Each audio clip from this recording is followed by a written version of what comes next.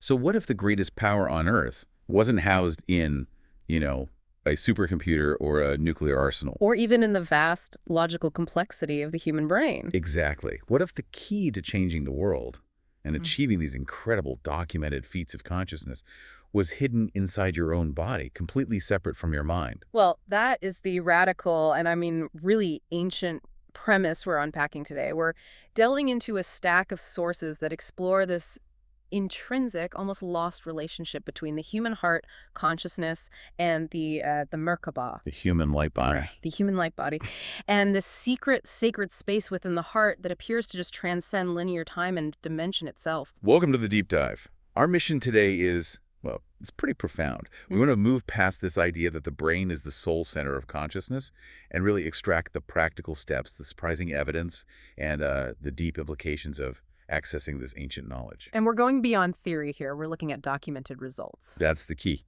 Our sources, and they draw heavily from decades of experiential research, they suggest that humanity once lived in a state of complete unity.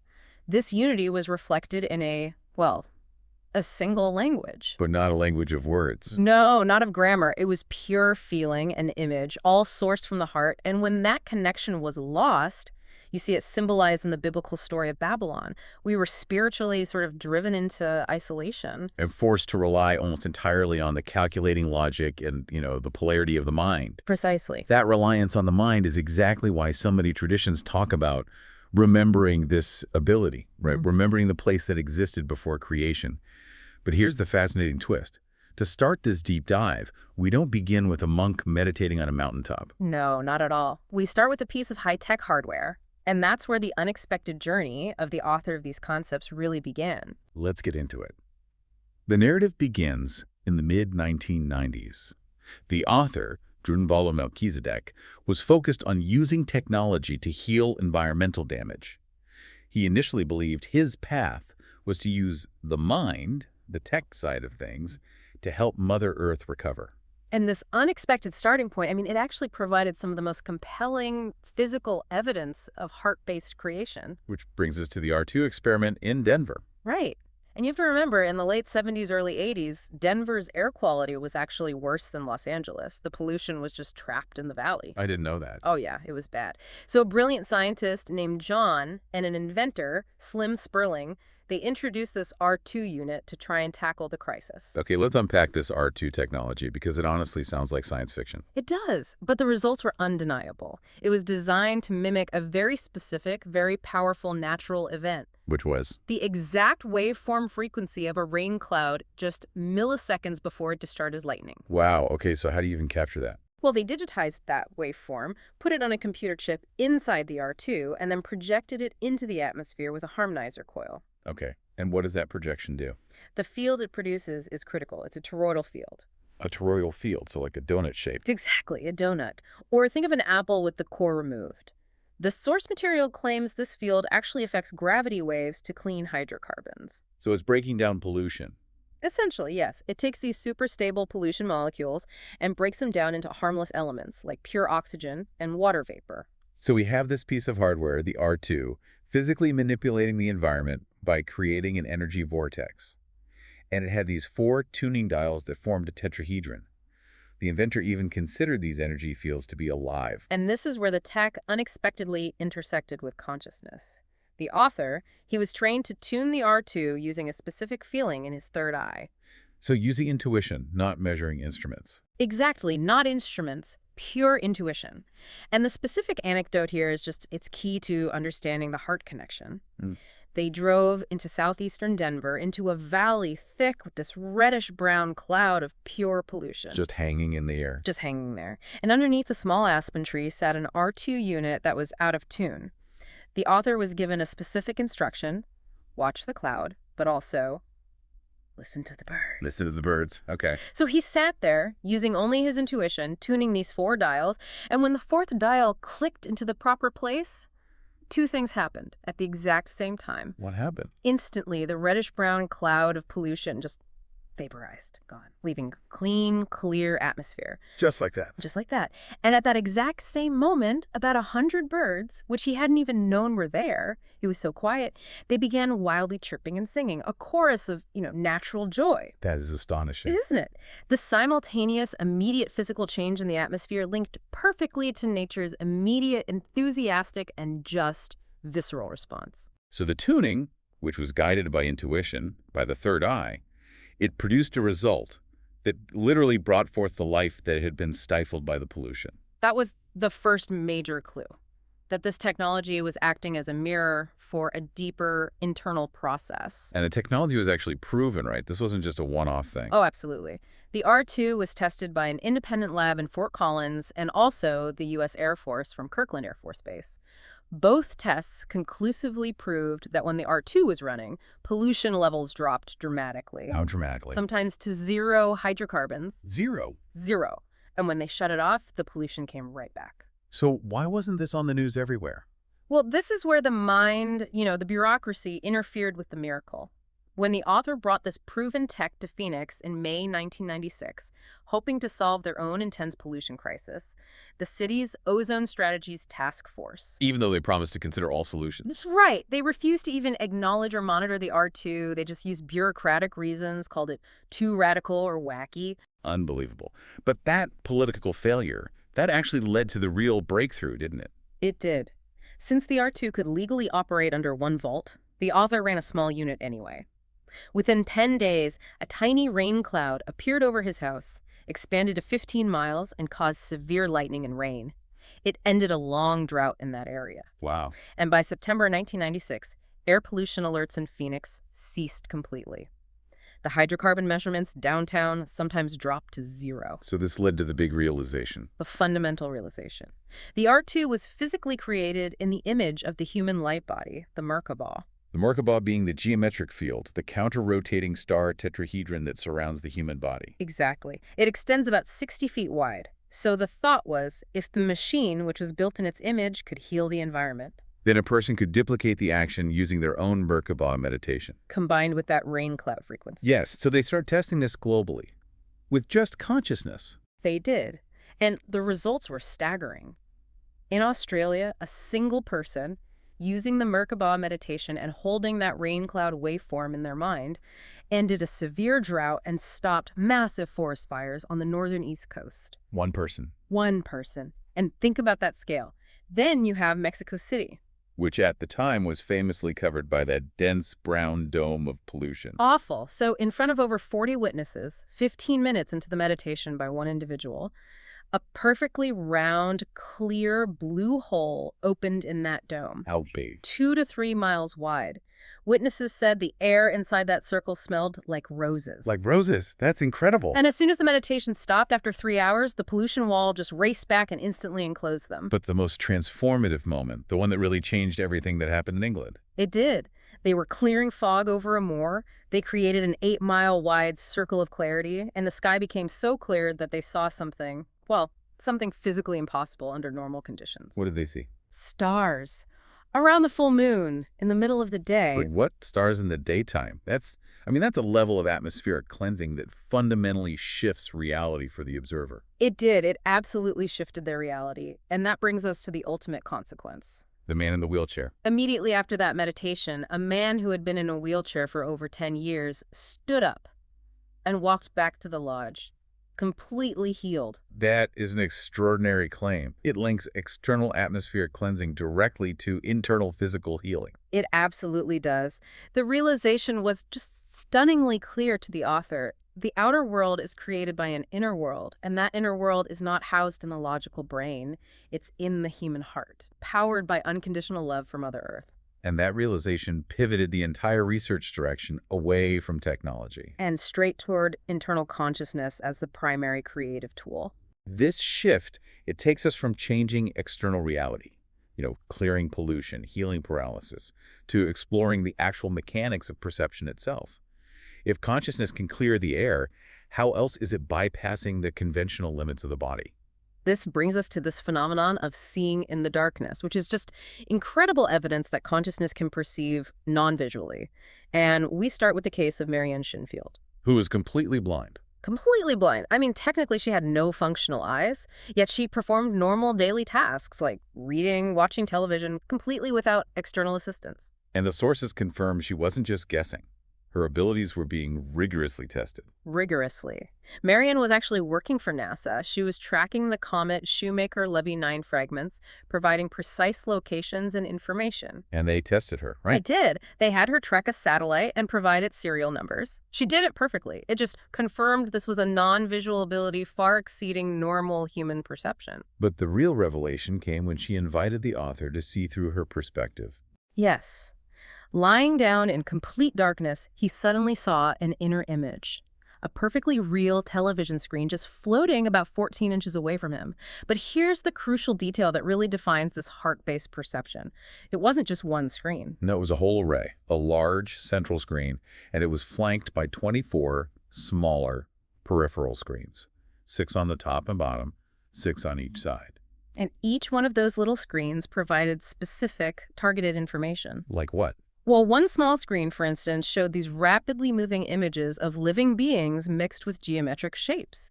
And that instantly told her what was in her immediate proximity, like people walking by. Wow. Another screen showed non-human entities and dolphins. That served as her direct communication system with what she called her brothers and sisters. Hold on. So she was receiving 25 streams of simultaneous real-time information.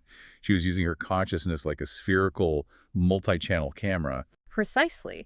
And the shocking part was, when the author asked what was behind her, he realized her consciousness was simultaneously interfacing with the third and fourth dimensions. So this wasn't linear mind-based sight. Not at all. It was spherical, encompassing. It was a non-human perception centered from a single point of consciousness. That's an astonishing neurological claim. And if this was unique to her, you might just file it away as a weird anomaly. But the source material shows this phenomenon is widespread. Absolutely widespread. The deep dive sources confirm its global scope, especially in China. Psychic children. The Chinese government documented over 100,000 superpsychic children under the age of 14, and they could see not only with this inner screen, but with various body parts, their ears, their armpits, their feet. Okay, I have to stop you there. Reading a crumpled piece of paper placed under your armpit. How on earth did journalists verify something like that? The documentation is robust. For reporters from Omni magazine, the children repeatedly demonstrated the feat. They'd take a page, torn randomly from a high stack of books, crumple it into a tight ball, and place it under a child's armpit. And they could read it. They could recall the text perfectly. And another documented feat, verified by government officials, was that over 5,000 of these children could psychically pass pills through sealed glass bottles. Through glass. Through sealed glass bottles. This is not anecdotal. This is heavily documented state research from the 1980s. That immediately suggests that sight, or perception, it's a function of focused consciousness, not a dedicated physical organ. It does. And a huge piece of confirmation came from Inge Bardor in Mexico. She could also see perfectly while blindfolded. She could describe photos, name people, even read driver's license numbers backward. And the key question is, what did she see internally? The author asked her, and she confirmed it. She perceived the exact same model, the inner TV screen with the little screens lining the outside. That must have been the moment the author's weird file just officially transformed into a universal truth. I think so. And it wasn't just Mexico and China, it was Russia too.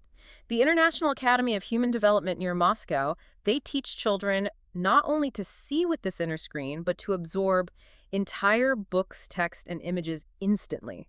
How does that work?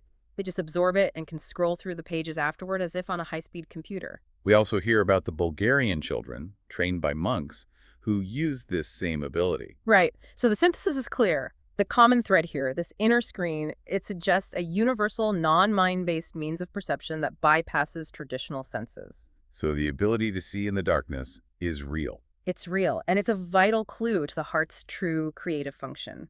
Psychic sight isn't tied to the logical mind. It's tied to the creation of inner images that feel completely real, which is foundational to understanding how the heart space creates reality. So if modern children are spontaneously demonstrating this inner screen, it just begs the question, who remembered how to use this consistently over thousands of years? And that's where the indigenous sources guide us. These phenomena, they aren't just modern scientific anomalies, they're ancient memories, retained by tribes who actively use the heart space for communication and power. Let's start with the Aboriginal elders in Australia. After the author spoke about using the light body, the Mer-Ka-Ba, to heal the environment, what was their reaction? Their reaction was immediate recognition. They said he was speaking the truth as they knew it. They supported his message, emphasizing that the world is just light and that consciousness is paramount to the physical world. And they gave him a piece of advice before he left, A very powerful piece of advice. Remember the darkness in the heart when you create. which at the time must have sounded so cryptic. Very cryptic. But in the context of the blind seers and what we learn about the Kogi Mamas, it points directly toward the necessity of bypassing the physical eyes and entering the heart's field of unity. Then we look to the Maori elder, Maki Ruka, from New Zealand. He promised to send a messenger to the author in America to talk about the survival of the world. And this is where the story gets truly fantastical. It does. The messenger just shows up as the author is moving house in Arizona. He's about 28. And he speaks with this perfect, almost unnervingly precise Californian accent. So the author asks him where he learned English. Right. And he says, "Oh, I just learned it about 3 weeks ago. My tribe taught me." Perfect Californian English learned in less than 3 weeks, solely through tribal instruction. That right there demonstrates a non-linear form of language acquisition, maybe through the heart-based communication we're about to discuss. And his mission was just as complex. He was facilitating a telepathic coordination between the Maori and the Hopi tribes for prophecy exchange. So he's confirming that they communicate across vast distances without using any technology. Exactly. Proving that this ancient heart-based communication is an active, ongoing system.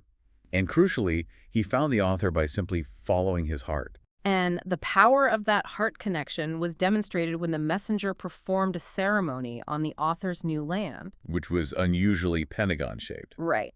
And he prayed that all the animals would find refuge there, and, critically, that no one would ever take the land from the author. The effect was physical and immediate.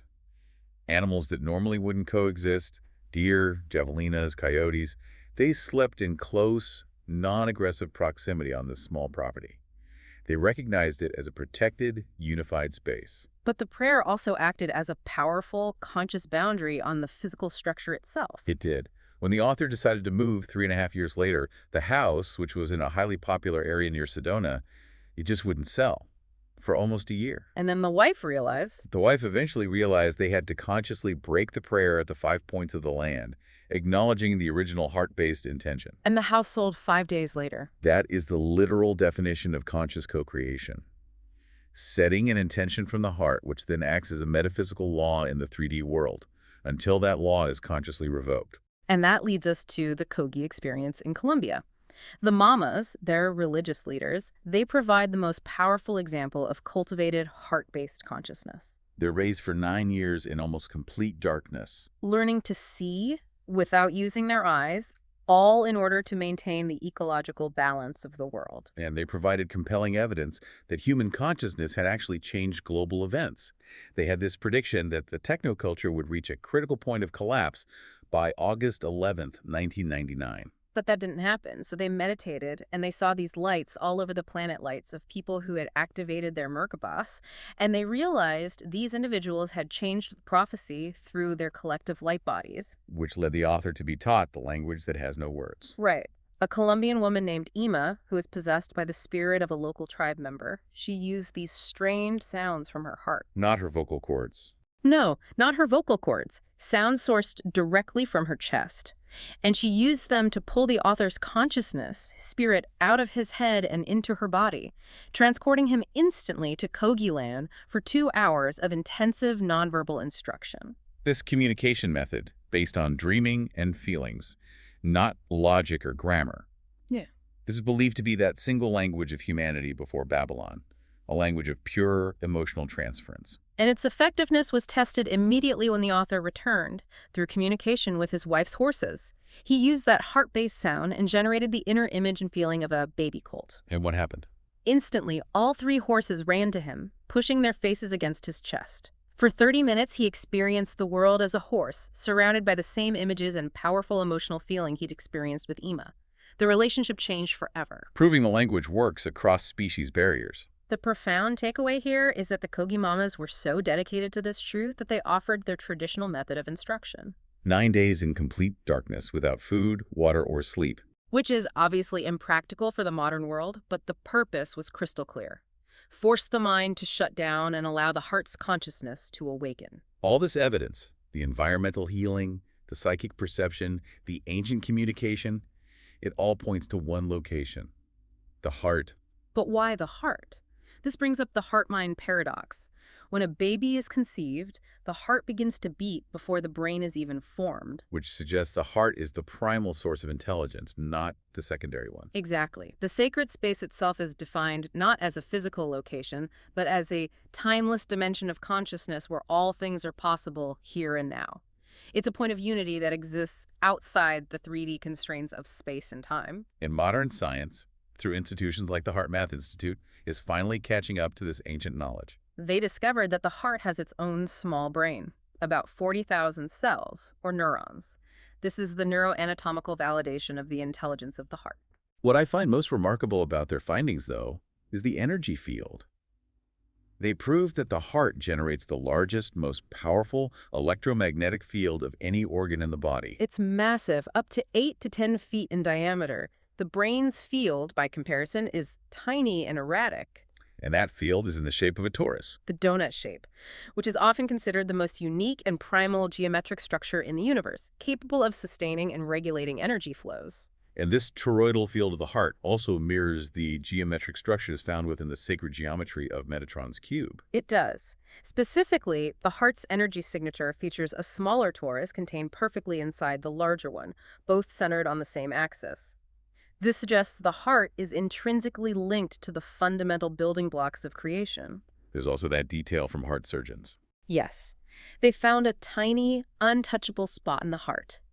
If a surgeon contacts it, the patient instantly dies. The source material speculates that the heart's powerful toroidal field passes directly through and is generated from this tiny, untouchable sacred space. It is the singularity point of life. The author's personal journey into this space, it began spontaneously in the mid-80s during a Mer-Ka-Ba meditation. And he found himself inside what felt like a physical, self-created space. A cave carved out of solid rock. This cave had unique, defined features, almost like an internal map. It did. There were 20 photographs embedded in the stone wall and a circular area of pure white silicone sand with a raised stone lip. He noted that the vibration felt inside the sand ring was incredibly strong. And he later realized it was almost exactly the vibration felt in the King's Chamber in the Great Pyramid in Egypt. Right. Why would the vibration of the Great Pyramid's King's Chamber, a chamber known for its unique resonance and geometry, manifest identically in the tiny space of the heart? It suggests the ancient structures were designed, perhaps, to externally replicate the geometry and frequency needed to access this internal dimension. That the Egyptians knew about the heart space. The vibration serves as a unique signature, a key to access the true power of the space. So inside this cave, there was a high opening blocked by a wall of white light. One day, while focusing on the solid stone wall, he found it becoming transparent. And his hand went right through the rock. He followed it, finding himself outside on a completely barren planet surface. He was momentarily trapped, unable to get back in. But he remembered the specific sound and vibration of that sand ring. He duplicated it with his voice, and the wall immediately became transparent again, allowing his return. This specific vibration became his easy way back whenever he needed to re-enter. And the 20 photos on the wall were prophetic. One by one, the people pictured in the cave eventually entered his life with spiritual or life-changing information. This just demonstrated that the heart space operates outside of linear time, holding future truths alongside the present. Then the next major step was going home in 2002. During a workshop, a woman gave him an unusual Greek rock. And she explained that the rock told her, "Bring me to Drunvalo. I am so he will remember how to go home." And meditating with this gift caused that wall of light over the cave opening to disappear. It revealed the heavens, and specifically the belt of Orion. Then, suddenly, a brilliant, spiraling golden beam of light vortex appeared from Orion, triggering the memory of how spirit moves to find its way back home from the 13th dimension. That is a massive claim. It's linking the heart space not just to our planet, but to galactic points and memories of consciousness existing in higher dimensions. And it also demonstrated the difference in how time works within the heart. How so? In a second experience, the author found the silicone sand ring filled with water that was flowing through the transparent cave wall. He stepped outside and saw that the previously barren planet had instantly grown into a mature, thriving jungle. Instantly. The flowing water from the heart space, a creation from unity, had given life to the planet, demonstrating instantaneous creation and the dilation of time. Time in the sacred space is elastic or just non-existent. Given the complexity and reality of this space, it's understandable that about half of people initially struggled to enter. What were the main roadblocks? The sources outline three main obstacles. First is emotional trauma. Okay. Those who've experienced pain, especially around relationships and love, often relive that pain upon entering the heart space and leave immediately. So pain relief and healing has to be a prerequisite. The second. Fear of the unknown reality. The images and sensations are so real that some people are just genuinely driven away by fear. And third, expectation bias. Exactly. Yeah. Like the man who heard dolphins and whales in the silent room. He expected to see visually, but his method of perception was sound. We have to accept that we might perceive through sound or smell or sensation, not just sight. Which forces you to rely purely on feeling and intuition. So, if the heart holds the key and the mind is the main obstacle, what are the practical, actionable steps we can take to consciously enter this sacred space? The process begins with an absolute prerequisite, which was taught by the great yogi Sri Yukteswar. It's called the unity breath. And its purpose isn't just breathing, right? It's a profound state of consciousness. It is. Its goal is to achieve a state where God or Great Spirit is perceived directly. If you try to enter the sacred space without this foundation, the sources suggest the heart will just remain elusive. Let's walk through the steps because this is where the practical application really lives. It begins with the intention to unify with the Divine Mother. Yes. You focus your attention on the most beautiful place in nature you can imagine. Visualize it, sense it, and most importantly, feel pure, unconditional love for Mother Earth. And then you consciously send that love. Maybe imagine it as a sphere of light to the very center of the earth. And you wait. You wait until Mother Earth's love returns like a warm current and permeates your entire body, settling your consciousness in the physical world. Once that connection is firm, and without breaking it, you then unify with the Divine Father. Right. You look metaphorically to the heavens, the vastness of the Milky Way, the depth of space, and you send your love to the Father, to the infinite non-physical reality. This can be directed to the sun, the grids around the earth, or the great central sun. And you wait again for the Father's love to return, allowing it to move freely through your being. This act establishes the Holy Trinity, the Divine Mother, the Divine Father, and you, the Divine Child, all joined in a state of pure, unified love. And according to Sri Yukteswar, it is only in this state of consciousness that the presence of God can be known directly and effortlessly. It resolves the fundamental polarity of creation into unity. Now for the second great obstacle, leaving the mind. The logical mind, it uses thoughts, and it will always try to trap the spirit in the head, specifically the pineal gland, because that's where we've been operating from for millennia. So the solution is for the spirit to literally move out of the head. You have to develop spirit mobility. You imagine your spirit as a small sphere of pure light, maybe the size of a marble or an egg. And you practice moving the sphere from the center of your head, down through your throat, to your shoulder, and down your arm to your hand. And the focus here is sensory difference. Exactly. As you move the sphere, you focus on the physical sensation. You contrast the hardness of your skull and bone with the soft tissue of your throat and arm. This practice trains the spirit to obey the consciousness. It shows it that it's not anchored to the head. The next preparatory step is head versus heart. Right. Once the spirit is mobile, you move the spirit from the throat directly into the physical heart. Not the heart chakra, but the actual beating organ. And you feel the difference immediately. The soft, yielding, constantly moving tissue of the beating heart versus the hard, solid bone of the skull. The head is logic, male, and hard. The heart is intuition, female, and soft. By experiencing these physical contrasts, your consciousness understands the difference between the centers of operation. And the final preparation uses sound resonance. Yes. When your spirit is positioned in your head, you chant the sound of Om with your voice, and you feel the resonance vibrate in the hard dome of your skull. Then you move your spirit into your heart. And you chant the sound of Ah, and feel the resonance expand and vibrate in the soft tissue of your chest. This grounds the cellular memory of the two distinct spaces through sound. It creates a powerful anchor for the spirit. So once the unity breath is established and the spirit knows its mobility and the feeling difference, there are two primary ways into the sacred space itself. Reflecting the duality of creation methods. The first is the male way, which is vortex or mind-based. It leans on the geometric reality of the heart field. So you visualize the smaller inner toroidal field above the heart, seeing it as a vortex like water going down a drain. And you let your spirit rest on the spiraling energy, moving faster and faster toward the center until suddenly you fall through the vortex into the absolute stillness of the sacred space. This method uses structured geometry and visualization, hence the male way. And the second way is the female way. Intuitive and feeling-based. This is simpler and often faster. You enter the physical heart and you immediately turn the movement over to pure intuition and feeling. You're guided directly to the sacred space. So there's no logic involved. None. You simply know you are moving to the holy place. You trust the feeling, the current of love, which draws you instantly toward that singular point. And once you're inside, which can happen in a matter of seconds once you have practice, the sources instruct that you must find the second, deeper entry. The tiny space within the heart.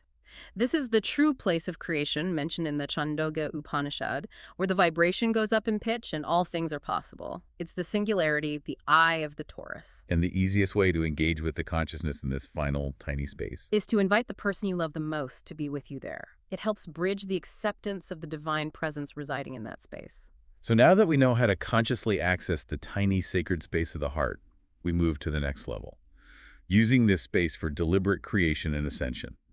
And that requires incorporating the human light body. This is the Mer-Ka-Ba merge. As we mentioned, the Mer-Ka-Ba is that geometric field, the two intersecting star tetrahedrons that surrounds the body, extending about 55 to 60 feet in diameter.